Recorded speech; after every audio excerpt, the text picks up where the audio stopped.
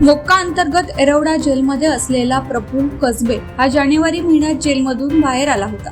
त्यानंतर त्याने आणि त्याच्या 50 ते 60 मित्रांनी एरवडा बाजार परिसरात दुचाकीवरून रॅली काढली होती। या रॅलीचा व्हिडिओ सोशल मीडियावर व्हायरल झाला। यावेळी आता बाप बाहेर आलाय, बॉस बाहेर आलाय म्हणून रॅलीमधील युवकांनी नागरिकांना शिवीगाळ केली। या घटनेनंतर पुण्यातील कायदा आणि सुव्यवस्थेवर टीका झाली।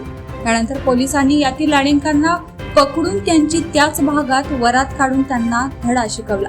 यावेळी पोलिसांनी मुख्य आरोपी प्रफुल्ल कसबे, प्रथमेश राठोड, बाबा गवळी याच्यासह घटनास्थळी जाऊन पडताळणी केली।